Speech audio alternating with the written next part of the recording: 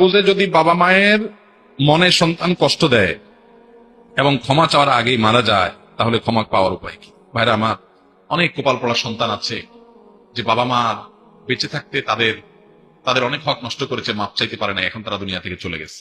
কিভাবে এখন তাদের কাছ থেকে মাপ চাইবে? এটার বুদ্ধিটা কি? এটার বুদ্ধি হলো, সহিহ মুসলিমের হাদিসে আসছে, নবী করিম সাল্লাল্লাহু আলাইহি ওয়াসাল্লাম বলেছেন, ইন্না মিন আবাররিল বিররি সিলাতুর রাজুলি আহলা উদ্দি আবিহি।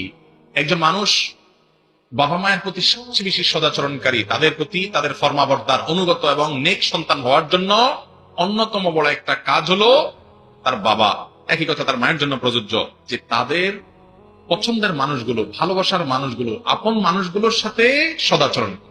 অর্থাৎ আপনার বাবা মারা গেছেন, জীবদ্দশায় আপনি তার খুব বেশি খেদমতের সুযোগ পান না, অথবা যাই করছেন আপনি স্যাটিসফাইড না, বেঁচে থাকলে আরো করতেন, তাহলে এখন মারা যাওয়ার পরও আপনার সুযোগ আছে বাবা মার খেদমতে। সেটা কিভাবে করবেন? বিররুল ওয়ালিদাইনের অংশ হিসাবে এই হাদিসের আলোকে বাবার যে বন্ধু বান্ধব আছেন, যাদের সাথে উঠা বসা করতেন, তাদেরকে বাবার মতো শ্রদ্ধা করবেন। যাদেরকে শ্রদ্ধা করলে বাবা দেখলে খুশি হইতেন, এখন তাদের বাবার অনুপস্থিতিতে তাদের সাথে সে আচরণ করবেন।